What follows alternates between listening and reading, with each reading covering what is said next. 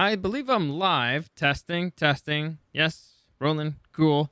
So, Paramount has announced that they will be doing a remake of Planes, Trains, and Automobiles. So I decided, you know what? Hey, how about if we go through the rankings of the worst remakes of all time? Welcome to the newest episode of SDW. Super Dario World!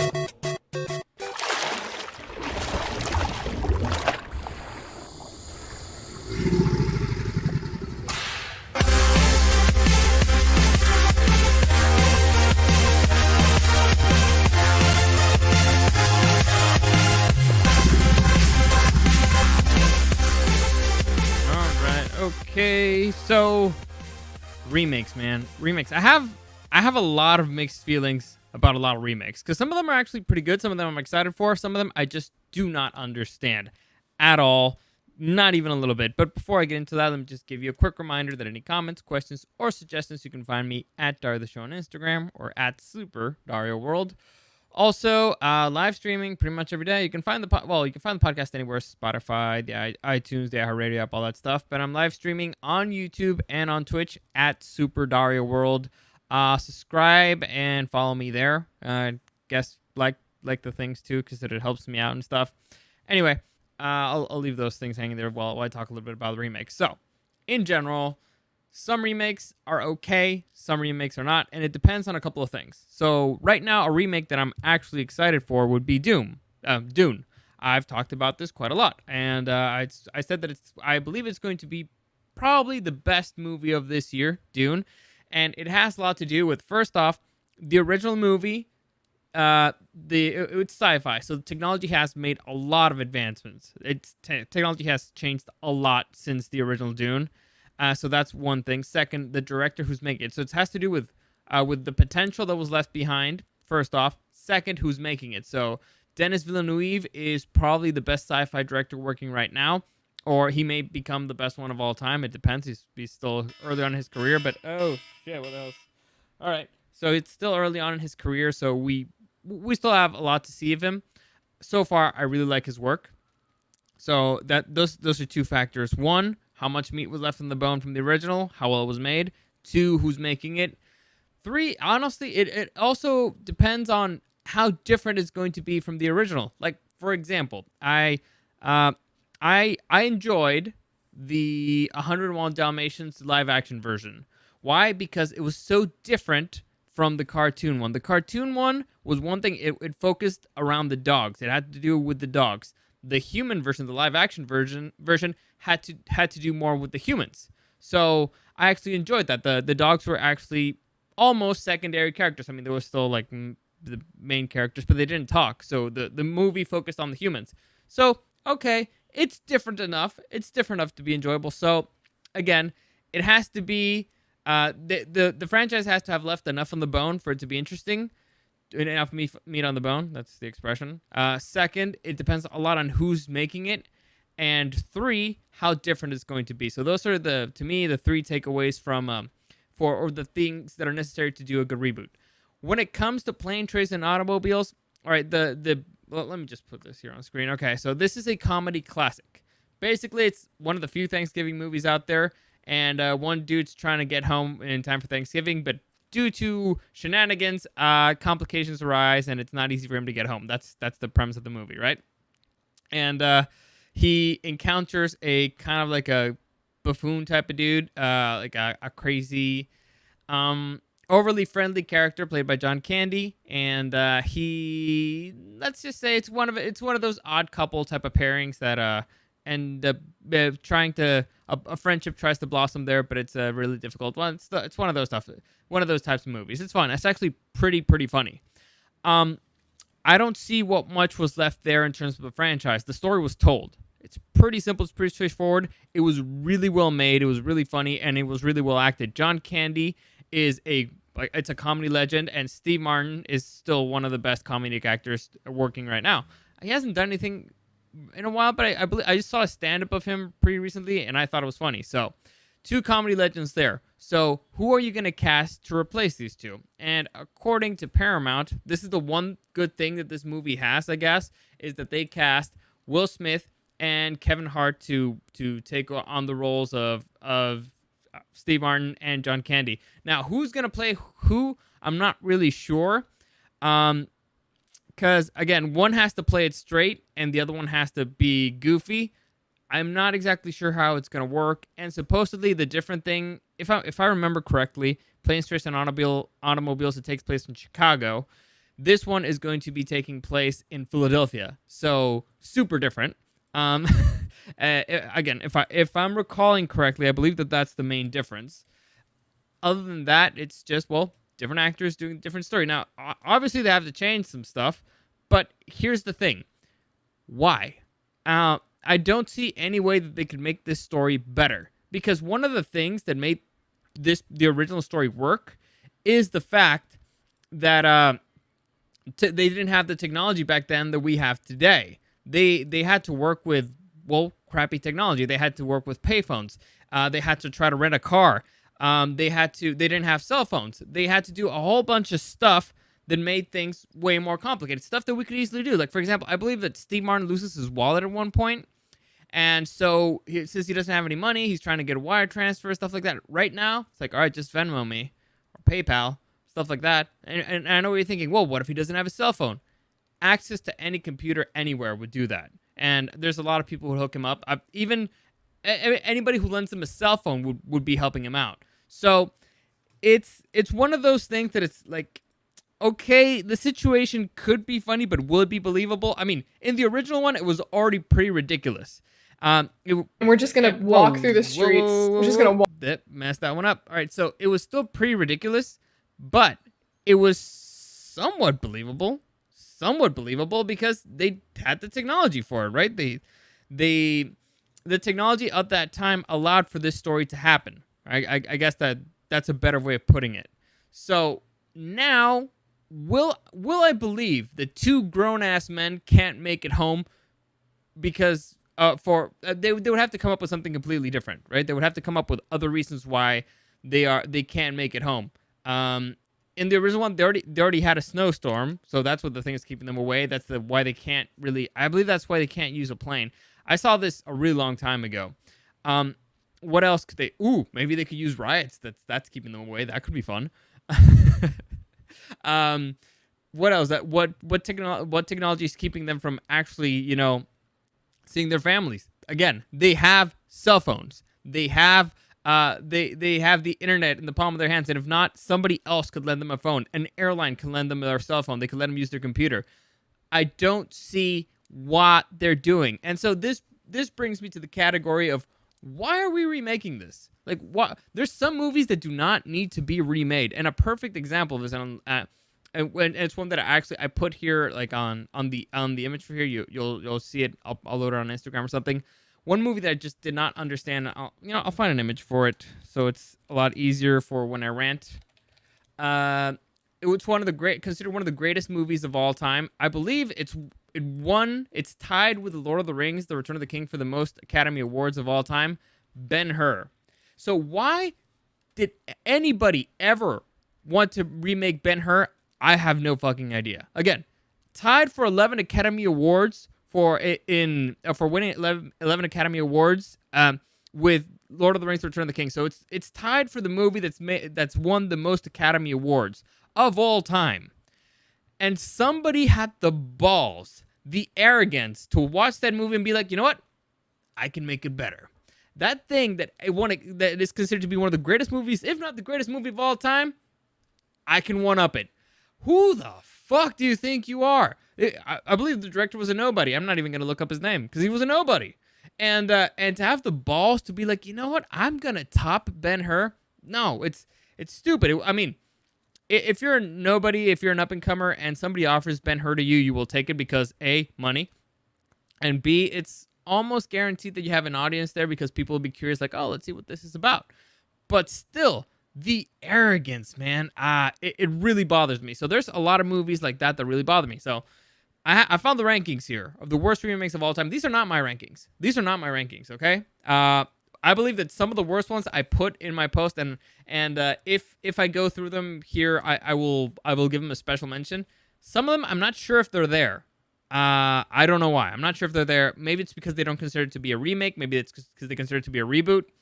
But I'll touch on if I don't see them on the list, I'll probably touch on them later on. But let's go through it because it's a lot of them, and I'm gonna skip on a lot. So considered to be the best remake. This is at the bottom of the list, and at all the way down to number 123, Scarface. So this is the Al Pacino version. So if you ever seen Scarface, there's actually another version of it, and if I remember it correctly, it's black and white, and it's a mobster in, I believe it's in New York. The movie's fine. Honestly, it's fine. It's enjoyable. I do believe that this Scarface is better, so having it be at the bottom of the list is fine. It's okay. I agree with it. Now it's 122. This one I have a big issue with. I love The Lion King, not this one, the original, the cartoon one. I consider it to be one of the greatest movies of all time. It has one of the most iconic openings of all time. It's based on Shakespeare's Hamlet. It's a masterpiece of animation, particularly for its time. It's my favorite Disney movie, one of my favorite movies of all time. When you watch this one, the live action remake, first off, it's not live action, it's still an animated movie. The difference is that before it was cartoony and now it's like photorealistic animation. It's still an animated fucking movie. And my issue with it is that they added nothing to the story. They didn't modify it. It's almost a shot per shot of the original movie, just worse. They made the exact same movie, but worse. Because by trying to make it somewhat realistic, they ended up losing all the charm of the characters. And I mean all the charm of the characters, because you know how cats are known for being emotionless and have no expression? Well, by trying to make lions look realistic, you make them have no emotions and no expressions. And you know what sucks for when you're trying to convey emotions? Not having an expression. So that fucking sucked. The music, it was again the same but worse. But again, the same song, just worse.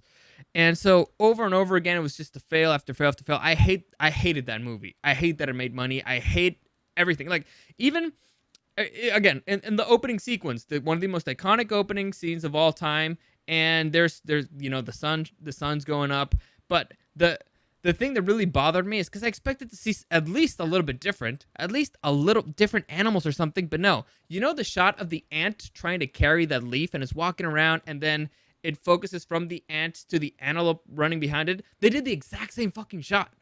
So it was lazy, and it was honestly, it was bad acting and bad animation. I hated that movie. So this one, being all the way down to 122 is offensive to me. It should be all the way up to the top. But let's move on. You got The Jackal with Bruce Willis, which I thought was fine. Meet Joe Black, I didn't know that there was a remake. So I'm gonna skip some of these because they're pretty good. Evil Dead, the remake with Jane Levy, not that great. Not that great. It had its moments, but overall, no, it was bad. It was good performance, but not good at all. Point Break. Now, here's something interesting. Point Break actually has a remake, and a lot of people don't know this, but the remake is called The Fast and the Furious. And it's not exactly a remake, but they do take a lot of elements from it. Now, what's Point Break about? An FBI agent is trying to infiltrate a group of bank robbers who happen to be surfers, and he's trying to bring them to justice. What's the plot of Fast and the Furious? FBI agent is trying to infiltrate a group of trucks of merchandise of highway robbers, and they're drag racers. So street racers. So he's trying to become a street racer to bring them to justice. I mean, come fucking on. But that's the type of reboot that I don't mind. That's the type of remake that I don't mind, because it's different enough that a lot of people don't even feel it. Most people don't even feel that it's actually the same. It's the same plot, so it's fine. It's okay. I'm okay with the Fast and the Furious being a remake of Point Break. However, the Point Break remake that came out in 2015 was total garbage, and I mean total garbage. They tried to make it more of an action sports film with FBI agent Johnny Utah trying to take down the bad guy, and didn't work. Honestly, it did not work. The 80s one had its particular charm. Again, there's something about technology that they didn't have access to at that time that makes it better. So Yeah, that one was really bad, and I'm gonna skip a few of these. 108 War of the Worlds. I actually enjoyed it with Tom Cruise. The worst part of this movie is Dakota Fanning, and she's meant to be like you actually are. It's designed to make you hate both of the kids. It's designed to make you be like, oh man, fuck those two. Just let them die. Survive, Tom. Fun fact: watching this movie way back in the day, 2005. What was I, like 16 or something? Is what seeing Tom Cruise wear a motorcycle jacket made me want to get a leather motorcycle jacket, and since then I've been rocking the same jacket. I love it. I'm happy it still fits me, but which should be concerning. But anyway, just fun fact right there. Moving on. Let's skip a few of these because most of these aren't exactly terrible. Let's move on to there was one near the 50s that really offended me, and I was like, okay, I have to start here. All right, 86, 101 Dalmatians. Like I said, I have no issues with it because the animated one was about the animals. The live action one with Hugh Laurie and Glenn Close and Jeff Daniels is more about the humans. So I'm fine with it. Again, it's different enough. At its heart, it's the same story, but we're seeing a different perspective of it. So it's great. Also, I'm a big Jeff Daniels fan. So and also a big Glenn Close fan. So happy with it. Happy with it. No issue there. Honestly, that one should be lower. Let's go. Dinner for Schmucks I thought was funny. Preacher's Wife, Honey Movers. Okay. I believe it was around here. Oh, The Wolfman was really bad with Anthony Hopkins and Emily Blunt and what's his name? Benicio del Toro. It for a movie with such great actors, it's shocking how bad it was. It was boring. They tried to do like a little plot twist to make it different from the original that didn't really work out. I didn't really ever. The effects were great, but I never really felt like it was scary. So, so that one sucked right there. Let's move on to the King Kong from 1976. That one was really bad. I enjoyed the Peter Jackson one. Not sure about all the other ones, but okay. Here we go. The Power Rangers reboot. This is the one from. I'll find a little image here to make it larger. But this is the reboot. The one that came out. What was it? 2016. 2017. All right. I have a lot of issues with this movie, and let me just put an image here just so that you know what I'm talking about. This one. All right. So I had a lot of issues with this movie, and mainly it's that they did. Well, the Power Rangers are supposed to be teenagers with attitude, right? And they're supposed to be kind of in control of their emotions, stuff like that. And they were chosen to be the protectors of the world. Here, they chose a bunch of teenagers with a lot of personal problems, and for some reason, they gave them superpowers.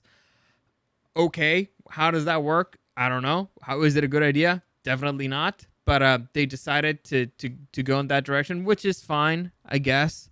My main issue here, there's a scene, and I hate it when they do this in a movie, and it has to do when the villain does this. The villain captures the heroes and has them dead to rights. And I mean dead to rights. She could just very easily kill them and win right then and there.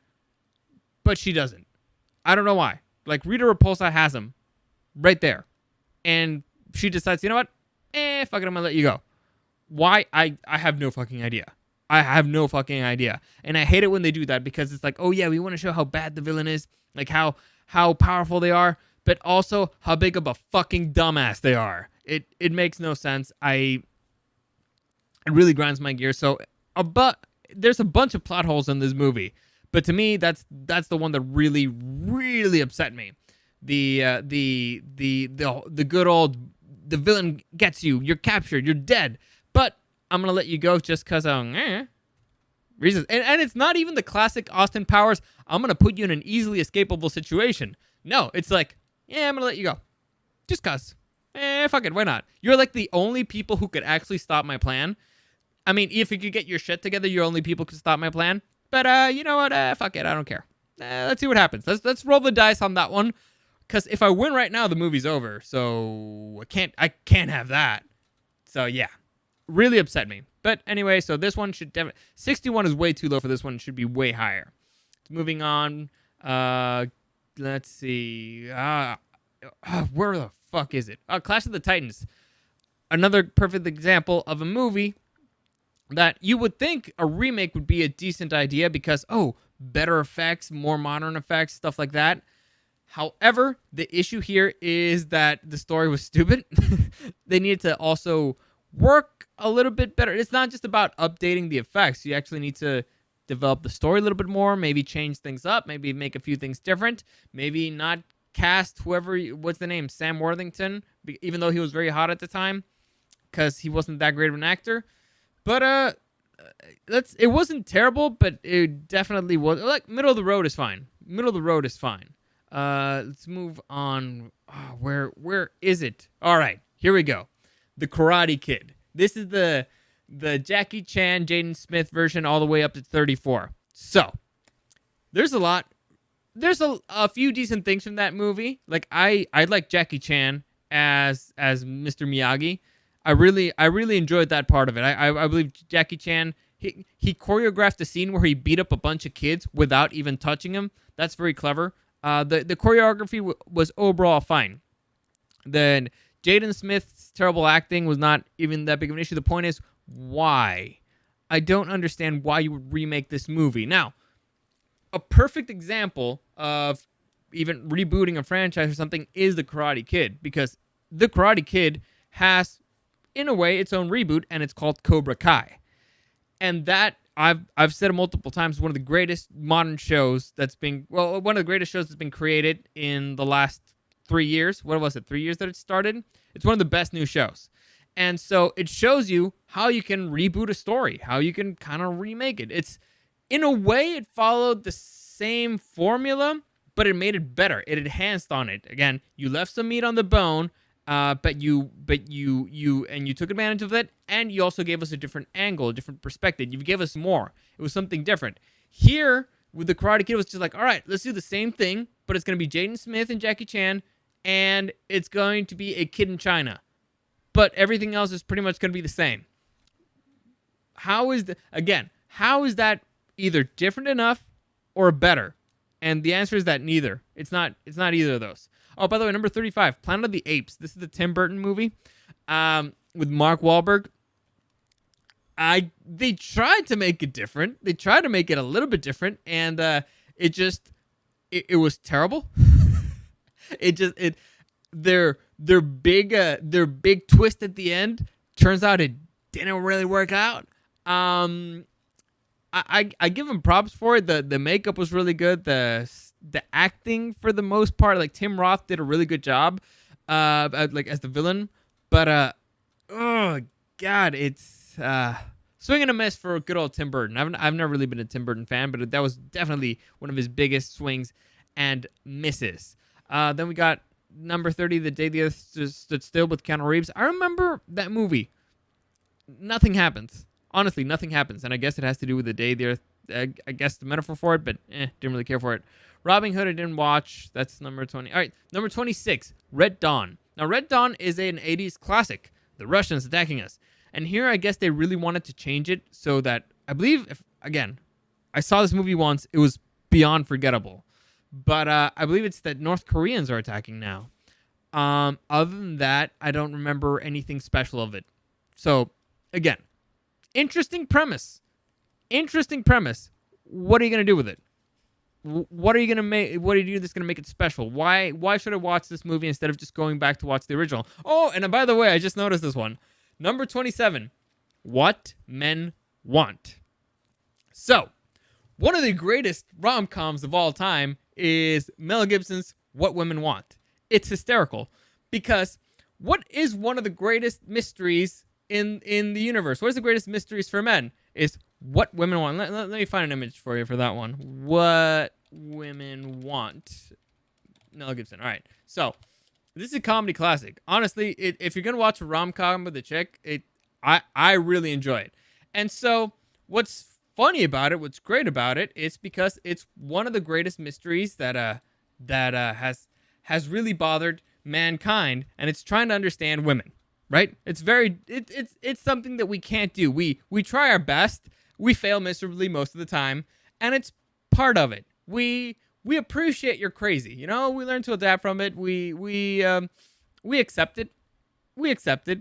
And it's really funny to see a man's man, in this case, Mel Gibson is painted as a man's man, trying to do a whole bunch of girly things. Right? It's hysterical. It's a lot of people don't like it. I like it. On the other hand, they try to completely do a 180 and do it like a woman can understand men's thoughts. Men are not that complicated. There's a big difference between the way that that a male brain works and a female brain works. And I remember it was explained to me by a psychologist. All right, so basically, imagine a female brain is like a bunch of interconnective like highways. So it's imagine like a ball of yarn, and it's all interconnected. And it's going through all and it's all powered by and it's all powered by a thing called emotions, and it's always moving. And it's nonstop, and it's going through everything at once. And it's a very complex, very complicated. On the other hand, the male brain is comprised of a whole bunch of boxes, right? So I got a box for this, a box, let's say a box, and every box has a different topic, and no boxes touch each other, or rarely. And so you have like a box for, I don't know, video games, and a box for family, and a box for movies, and a box for books, and a box for friends, and a box for everything, and you have a box that has nothing in it. So, in both brains are very different. One is very difficult to understand, particularly if you're the type, if your brain can go into nothing, just be like, oh, what are you thinking about? Nothing, like nothing, which is something women, it's a concept that women find difficult to understand for the most part, not everybody. And so it would be like, again, the original version is a simpleton is getting access to the brains, to a more complicated brain, and it's fascinating. It's like, oh my God, that's wild. Here is the more advanced creature, or the more advanced complicated brain, looking into the simpletons and being like, so what's special here? Like, honestly, most of the time, you can probably tell what a guy's thinking. We're not that complicated. And especially about certain topics when it comes to the ladies. So, I honestly, I didn't watch it. I want to. I want to watch it just so I can compare it. But I saw the trailer and it just looked terrible, and I didn't want to waste my money. So if it's ever on streaming, I'll probably watch it just so that I can compare the two, because I really find the first one funny. But I'll leave it at that. Let's move on to a fun one. Let's see. Taxi. No, the Pink Panther. That was fine with Steve Martin. I guess it was fine. Okay, number 14. Charlie and the Chocolate Factory. Perfect example of why. Why would you want to remake this? Why? The first one was great. Fuck you, Tim Burton, honestly. The first one was perfect. You are not going to get a better performance than Gene Wilder. Again, a comedy icon.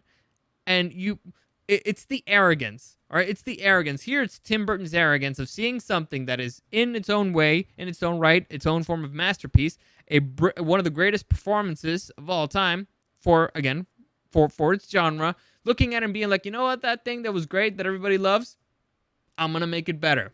And then failing miserably at it. Now, it has a few things. It has better effects. Other than that, nothing really. Honestly, it has nothing better. So why? Again, it was just a cash grab, and that really annoys me. Number 13, we have Carrie. This is with Chloe Grace Moretz. Didn't really add anything to it. Nothing was different. It was just different people doing the same things. And slightly better effects, but I don't know why the effects of the 80s seem a little bit creepier. Or was it the 70s? I don't know. Number 12, we got Poltergeist. Pretty much the same thing as the previous movie. Better effects does not equal a better movie. Now, number 11, here's an interesting one. Godzilla. This is the 1998 version with Matthew Broderick, Hank Azaria, Jean Reno. And so they tried to... This is the American version of Godzilla. Very different. Very different. They tried something completely different. And this, to me, this falls on the list of movies that are so bad that are enjoyable. Because honestly, it's ridiculous. It's stupid. I remember, like, they have a plan to lure Godzilla to a trap, right? And their plan is to use bait. That is the brilliant idea that only one person could think about. Only one guy was smart enough to think about that. We're trying to catch a wild animal. Let's use bait. And everybody was like, whoa, that dude's crazy smart, man. I think, what was John Reno's line? Like, they're using fish. Oh, very clever. No. Okay, I remembered. It's the assistant. He's like, yeah, Trebizon, no? And John Reno like, no, very clever. Clever to use bait to catch a fucking wild animal. Jesus Christ. Anyway, like I said, bad compared to the other Godzilla movies. I enjoyed because it's so bad. Moving on, number 10. This is the worst movie on this list, by far. This is the Fantastic Four, the 2015 version. The one with Michael B. Jordan, Kate Mara. What's that dude's name who was nominated for Academy Award that nobody likes? Anyway, those dudes. This is a horrible fucking movie. I have no idea why they called it the Fantastic Four. It has really nothing to do with the Fantastic Four other than they put the characters there that have the same name, but they changed absolutely everything. It was stupid. It was really horribly, terribly made. Even if it hadn't been the Fantastic Four, it would have been a stupid movie. There's a lot of plot holes in it. I really don't want to get into it, but they made a lot of mistakes in it. And I've seen the critiques even from the actors and some from the writers. To me, this is the worst one on this list by far. I remember watching it and thinking, like, what the fuck did they do? I expected it to be at least a little bit good because you got it's a movie with superheroes in it. You can't completely fuck it up. And turns out I was wrong. They completely fucked it up. They ruined the personality of the characters, their charm, everything. They just threw it out the fucking window. It made no fucking sense.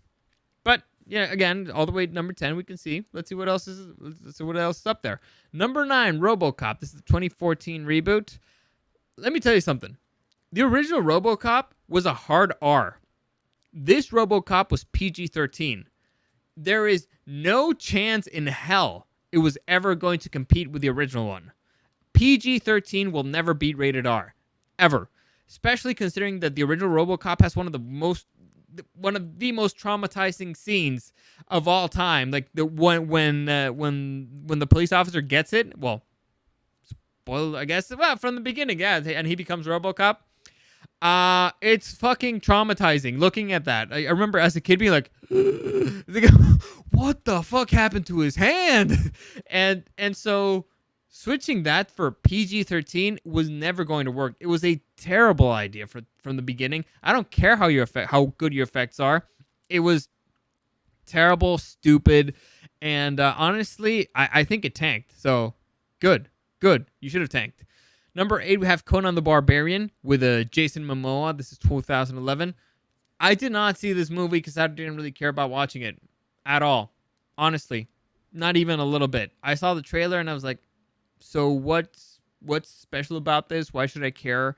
It didn't look bloody enough. It didn't look violent enough. It didn't look. It didn't have Arnold Schwarzenegger in it. So it's like, why? What's even the point? So I can't critique it. I just know that I didn't watch it and it didn't do well because it didn't become a franchise. Number 7, we got Rollerball, which I put on the list of movies that are bad that are good. A Nightmare on Elm Street. This is the remake with what's the name of that? Jackie Earle Haley. This is the one with Jackie Earle Haley. The movie never scared me, and not even a little bit. And I have a lot of sleeping issues. And Freddy Krueger is a villain that attacks you in your sleep. So I'm like its target audience to be scared by it. Not even a little bit. So if you're a horror movie and you don't scare people, you did a bad job. So that's number 6. Number 5, Footloose.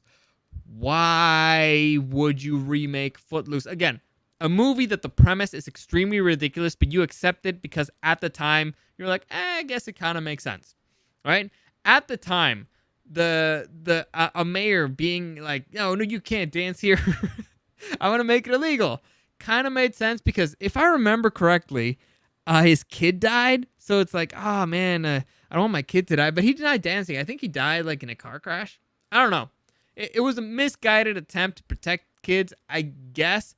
This one was just stupid. It's one of those things that, again, 2011, you just don't believe it. It's not believable. Not with the technology that we have right now, not with the fact that you could be very easily disappear and go do your own thing, or also by the fact that it's ridiculous to try to ban dancing. Like, the media would have been all over that. Everybody would have like you get a social movement out there like on Facebook. Everybody would have been on that in a second. That dude would have been like out of office in a second. So it really makes no sense. Number 4, Total Recall. If I hadn't seen the original Total Recall, I may have been somewhat okay with this one. My big issue with it is that it didn't push the, is this a dream or is this reality thing more? But I guess that's my complaint of the original movie as well. That it doesn't push it hard enough. I would have enjoyed if they pushed that thing, like, am I dreaming or this is reality thing a little bit more. However, other than that, this movie brings nothing to the table. Nothing. I mean, I guess better effects, but the effects of the original one were good enough. And Colin Farrell does not have the charm of Arnold Schwarzenegger, so why make it? It's like they just wanted to waste money, and I think they did because I think they're terrible at the box office because it was the same thing, just worse. Arthur with Russell Brand, I didn't see. That's number 3. Number 2, Wicker Man with Nicolas Cage and James Franco. Horror movie that doesn't scare you. Need I say more? And number 1, we have Psycho. This is the version with Vince Vaughn. Overall, I thought the Vince Vaughn performance was okay. The big issue here is you got one of the greatest movies of all time. A lot of people consider Psycho to be the greatest horror movie of all time. Why are you trying to remake it? Why? Like, honestly, what are you trying to get out of it? It was already great. It was already perfect. Well, it was mostly perfect. Why are you messing with it? How do you have again, it's the arrogance that annoys me. The arrogance of these directors being like, hey, you know what? You know that thing that everybody loves that was great, that made a lot of money, that's considered to be the greatest of all time? I can do it better.